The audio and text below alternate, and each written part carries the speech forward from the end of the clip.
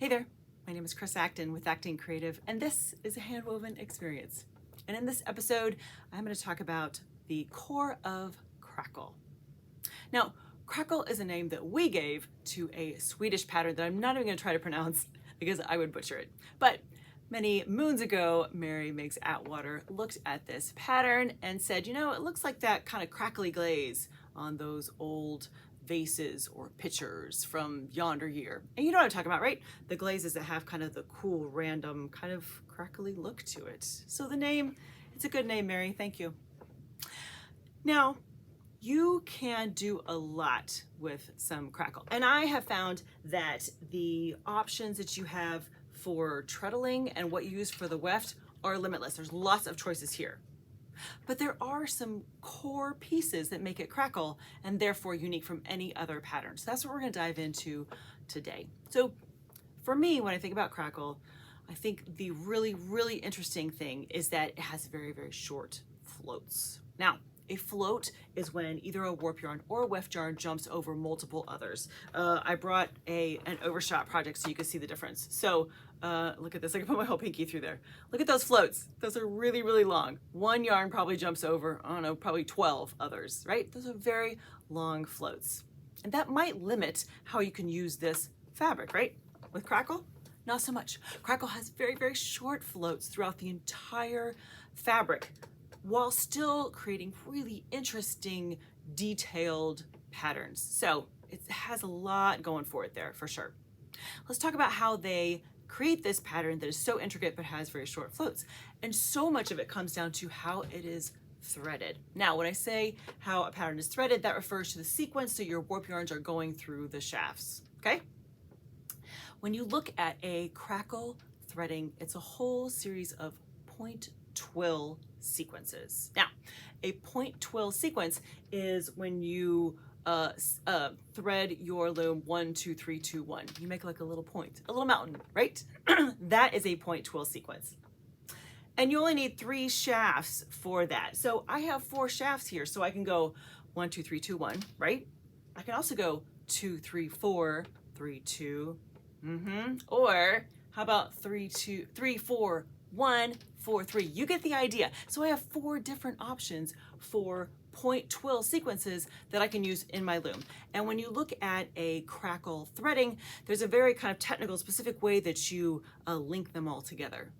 But that's part of what makes it crackle, is that you're constantly linking together different variations of point twill threading. So the other part of the equation here is how we're going to treadle this. Now, when you come to the point where you're ready to treadle your crackle project, you're always lifting 2 shafts at the same time. But that also contributes to the fact that you're gonna have very short floats, right? It all works together so that you have a complicated pattern that has very short floats. That's what it comes down to it. And what's so fun, I think, is that there's a million variations on crackle. First of all, you could use crackle just with one shuttle, the same size as your warp. Look at the sequence, go to town, easy peasy, right? It creates this really subtle, very pretty pattern with just a small yarn, same size as this. However, you could also do what I have here, which is kind of an overshot style, where I have 2 shuttles. I have one that I'm treating kind of as a background or a tabby, and then I have the other one that is a bigger shuttle, a bigger weft, that's the word, that acts as the pattern to float over the top. And you can play with all these variations. I have picked a very simple treadling here just to create this kind of cool kind of diamond shape with a little plus sign in the middle. Very fun. So I am using this like as an overshot kind of style that looks like this. I'm going to take my, I'm calling it a background weft, and I'm gonna send it through. Now, I am lifting shafts 1 and 3. It's not a true tabby. It's not literally every other one, but pretty darn close. And because I have such short floats, I'm not gonna worry about this not a perfect tabby. Doesn't matter. It's gonna stay in the background for me and hold it together. So I'm gonna send that through like this. And then, like I said, with our crackle, we're always gonna lift 2 shafts at the same time. So I have 1 and 2 right there. And I'm gonna send my other shuttle through. This one's a bigger version. It's probably 2 times the size of the other. So it's gonna cover the fabric more for me. So I'm gonna send that through next for my pattern. Then I'm gonna come back the same way, lifting for my background, lifting 2 and 4. And then I'm gonna do 1 and 2 again, just like that.